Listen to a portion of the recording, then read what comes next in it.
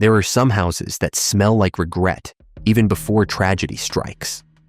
The penthouse on the 42nd floor of the Manhattan Towers was such a place. Polished hardwood floors, a chandelier imported from Venice that sparkled like frozen tears, and furniture so expensive it seemed to mock the very concept of comfort. Everything in that home whispered of success, of arrival, of the American dream realized. Everything except the attic.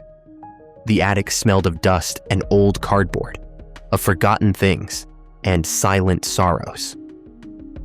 It was a place where light went to die, filtering weakly through a single grimy window that overlooked the New York City skyline. A view of everything the woman trapped inside could no longer reach. This was where she lived, not in the 4 bedrooms below, not in the kitchen with its granite countertops and stainless steel appliances, not in the living room where her son and daughter-in-law entertained guests with California wine and carefully rehearsed laughter. She lived in the attic, like a secret the house was ashamed to tell. Her name was Margaret. Though no one had called her by name in so long, she sometimes wondered if she'd imagined having one. Her friends had called her Maggie once, back when she'd had friends, back when she'd had a life. To her son, Robert, she was the old lady. To his wife, Jennifer, she was that burden upstairs. They spoke of her as if she were a piece of broken furniture they couldn't quite bring themselves to throw away. Not out of sentiment, but out of something darker. Something that glittered in Jennifer's eyes. Every time she climbed those attic stairs with a single peanut butter sandwich and a glass of tap water. The inheritance, Jennifer would whisper to Robert at night, her manicured nails tracing patterns on his chest as they lay in their king-sized bed 3 floors below, where his mother slept on a deflated air mattress that smelled of mildew. Your Aunt Linda told my sister about it at the funeral. She said your grandmother left everything to your mother. The gold coins your great-grandfather collected during the Depression, the diamond jewelry, the savings bonds. Where else could it be?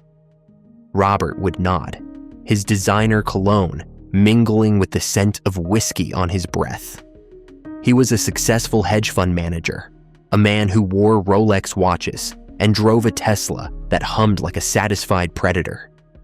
He had built this life with his own hands, he told himself, ignoring the calluses those hands had never known, ignoring the woman in the attic who had worked double shifts at the diner so his hands could remain soft enough to sign million-dollar deals.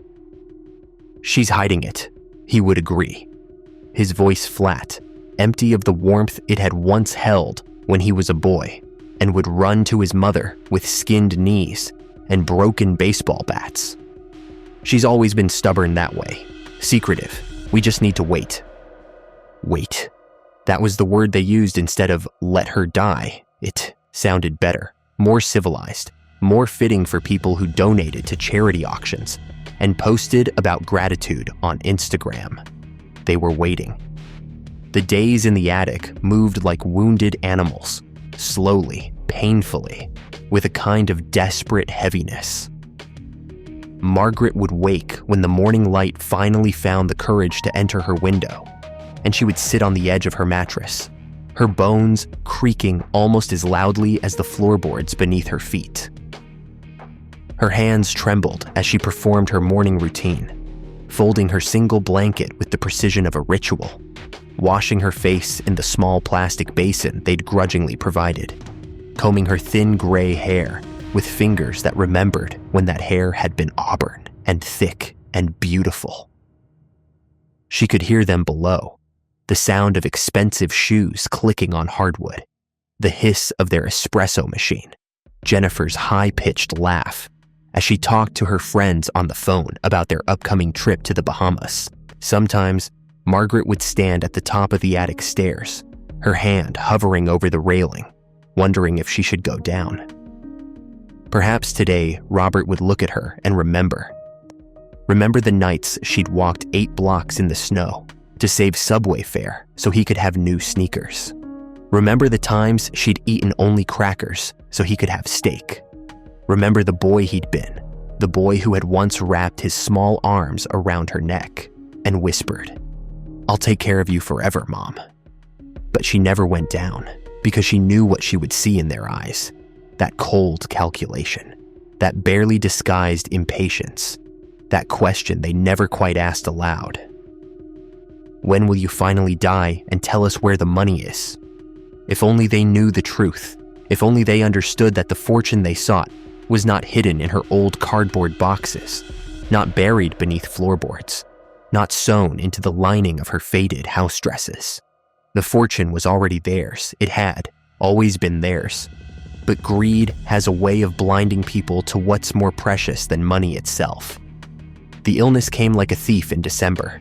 It started with a cough, a dry, rattling sound that echoed in the attic's emptiness like applause in an abandoned theater. Then came the fever, the chills that made her thin body shake so violently. Her teeth chattered like dice in a cruel game. She wanted to call out, to ask for help, for a doctor, for even just a kind word. But pride is a strange companion. It stays with you even when everything else has left. She managed to crawl to the top of the stairs one evening, her voice barely a whisper as she called down, "Robert, honey, I don't feel well." Jennifer appeared at the bottom of the stairs, her face a mask of irritation. She wore a black cocktail dress. They were going to the Hendersons' Christmas party, the event of the season. "Not tonight," she said, her voice sharp as broken glass. "You're always feeling sick when we have plans. There's water in your room. Drink it and sleep it off." "But I really think I need..." "Enough!" Robert's voice joined his wife's, though he didn't even bother to appear. "We'll check on you tomorrow. We're already running late." The door at the bottom of the stairs closed with a sound like a coffin lid settling into place. Margaret listened to their footsteps retreat, listened to the jangling of car keys, the slam of the front door, the quiet hum of the Tesla fading into the night. Then there was only silence and the sound of her own labored breathing and the winter moon's cold light falling through the grimy window like a judgment. She died 4 days later, alone in the darkness, with only the smell of old cardboard and her own memories for company. Her last thoughts were not of anger or regret. They were of Robert's baby face, the way he'd looked at her with such absolute trust and love when she'd first held him in that Chicago hospital 52 years ago. She died with a smile on her lips, remembering a time when she'd been someone's entire world. They found her on a Wednesday morning. Jennifer had gone upstairs to deliver breakfast and found the body already cold, already stiffening into that final, undignified posture that death demands. She didn't cry. She didn't call her husband with trembling voice and shattered heart. She called with barely contained excitement. "Robert, she's gone. We can finally search." The funeral was a small affair, a minister they paid extra to rush through the service, a cremation that cost less than their monthly car payment, tears that were performed rather than felt. But even as the flames consumed what remained of Margaret, Jennifer and Robert were already making plans. The attic, the boxes, the inheritance. That very evening, still wearing their black clothes, they climbed the stairs with a crowbar and a greed that made their eyes shine brighter than any treasure. The attic seemed darker than usual, as if the shadows had gathered to witness what was about to unfold. Robert's Italian leather shoes left prints in the dust as he approached his mother's storage area, a collection of battered cardboard boxes held together with packing tape and prayers. "This is it," Jennifer breathed, her hands actually trembling with anticipation. "This is where she hid everything, all that money, all those bonds and jewelry she kept from us while we had to work so hard." "While I had to work," Robert corrected, his voice distant. For a moment, something flickered across his face. A memory, perhaps, of hands rougher than his working hands could ever be. Hands that had once dried his tears and tied his shoelaces. But the moment passed. Greed is an excellent eraser of inconvenient memories. He tore into the first box, the cardboard ripped like flesh. They threw the contents onto the floor with such force that dust exploded into the air like the ghost of better days. And there, in the second box, wrapped in an old pillowcase, was something heavy and promising. Jennifer snatched it up, her fingers fumbling with the fabric. This was it. This was the moment.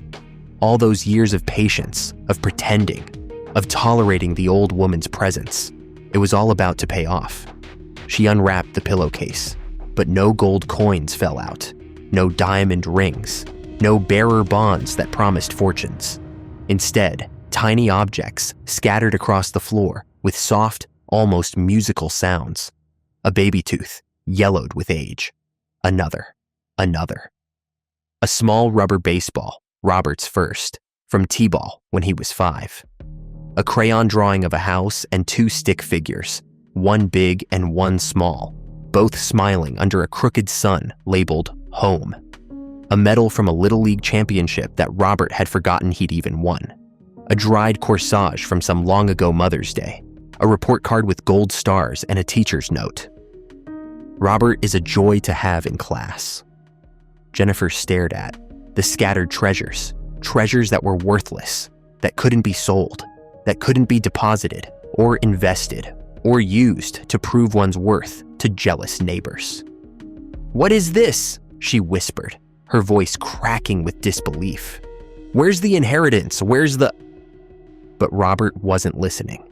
He had fallen to his knees, his expensive suit pants soaking up decades of dust, his hands picking up each tiny object with a reverence he hadn't shown his mother in years. The baby tooth, the baseball, the drawing. Each one was a memory he'd locked away, a piece of a child he'd forgotten he'd been, a time when love wasn't measured in dollars, but in the warmth of arms that held you when the world was too frightening to face alone. And then he saw it, beneath all those precious, worthless things. A manila folder, thick and worn. He lifted it with shaking hands. Inside were documents, dozens of them, hundreds perhaps. Diamond cleaning services, payment received from Margaret Thompson, St. Mary's Hospital, night shift janitorial work. Employee, Margaret Thompson. Sunrise Senior Living, caregiver wages paid to Margaret Thompson. The dates went back years, no, decades.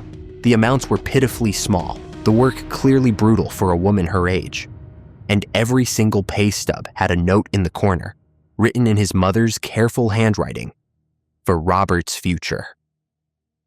Beneath the pay stubs was a document that made Robert's vision blur with tears he hadn't known he was capable of producing. A life insurance policy. A massive one from Prudential, paid for through decades of secret work, of sleepless nights, of a body pushed beyond its limits. The beneficiary, Robert James Thompson. The payout, $2 million. The premium payments, every single one for 30 years, marked paid in red ink. The last payment made just weeks before her death. The policy was clipped to a letter from the insurance company, dated 3 months ago. Dear Ms. Thompson, we want to congratulate you on completing your final payment. Your son will be well provided for. At the bottom of the folder, there was a letter, just one, written in the same careful hand, on lined notebook paper that looked like it had been saved for something important. My dearest Robert, if you're reading this, then I'm gone, and I hope you found what you were looking for. Not the inheritance you thought I had. I never had any inheritance, honey. Grandma's jewelry was sold long ago to pay for your braces, your college application fees, the deposit on your first apartment. But I never told you because I wanted you to believe in magic a little longer, to believe that our family had something precious to pass down.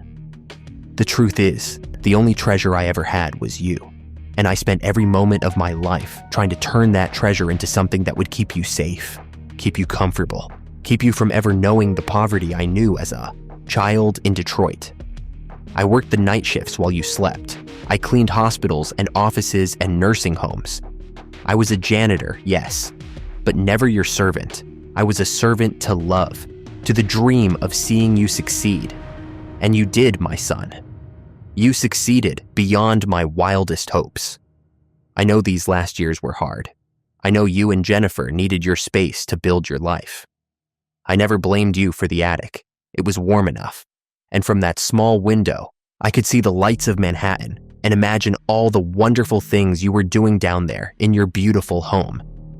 The life insurance will come to you soon. $2 million. Use it well. Use it to be happy. And if you ever have children, Robert, I hope you'll tell them about their grandmother. Not the woman in the attic, but the woman who loved their father more than money, more than comfort, more than her own life. All my love, always. Mom, P.S. I kept all your baby things because they reminded me of the best days of my life. The days when I got to be your mom, and you still thought I was the most important person in the world. I'm sorry if that seems silly. I just never wanted to forget. The paper slipped from Robert's fingers and floated to the floor like a dying leaf. The attic was silent except for the sound of his breathing, ragged, broken, the breathing of a man who has just realized he has murdered the only person who ever loved him, unconditionally. Jennifer stood frozen, her mind trying to calculate what couldn't be calculated. How to reconcile the $2 million they'd receive with the cost of what they'd done, what they'd become. But some debts can't be paid in cash, and some prices extract themselves from the soul rather than the bank account. Robert looked around the attic with new eyes.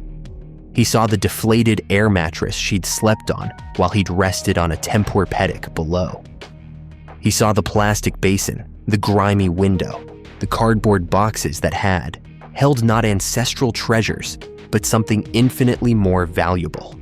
Evidence of a love so vast it had worked itself to death in silence. He had been searching for gold in the wreckage of his mother's life, never realizing that he'd had a diamond, a living, breathing, loving diamond, and he'd locked it in an attic and waited for it to die.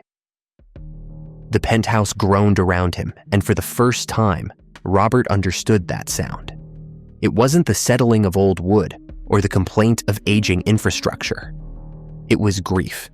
The building itself was crying for what had been lost, for the woman who had died in darkness while surrounded by the evidence of her boundless love, for the son who had traded his mother's life for a treasure that had been his all along.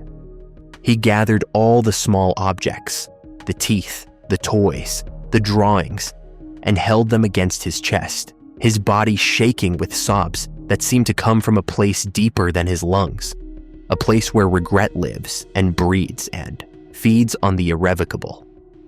Jennifer watched him, and in her eyes, something began to crumble. Perhaps the carefully constructed wall of justifications. Perhaps the belief that they were good people who had simply made practical choices. They left the attic that night as different people than they'd entered. Wealthier in money, bankrupted in spirit. The insurance money came, just as the letter had promised. $2 million, deposited directly into Robert's account. It made them even richer. It also made them prisoners, trapped in a beautiful penthouse that now seemed to echo with the sound of a woman's labored breathing in the darkness above, with the ghost of a love they'd starved to death. Robert never spent the money. He couldn't. Every dollar, every cent was marked with the price of his mother's life, with the memory of her working through the night so he could sleep in comfort, cleaning strangers' offices so his could have a corner view, dying alone so he could live in, luxury. Some people search their whole lives for treasure. Robert had found his not in the attic's boxes, not in ancestral inheritances, not in stocks or bonds or real estate. He'd found it in the realization that came too late, that the woman he'd treated like a burden, the mother he'd hidden away like a shameful secret, had been the richest person in his life, and he'd let her die poor, believing to the end that her son would one day remember what love looked like. The attic remains empty now, but sometimes on quiet nights, if you stand at the top of those stairs, you can still smell old cardboard and dust and the faint, lingering scent of a love that was infinite, that asked for nothing, that gave everything. A love that was spent in darkness while its recipient danced in the light below, blind to the fortune he already possessed until the moment it stopped breathing. It stopped breathing. It stopped breathing.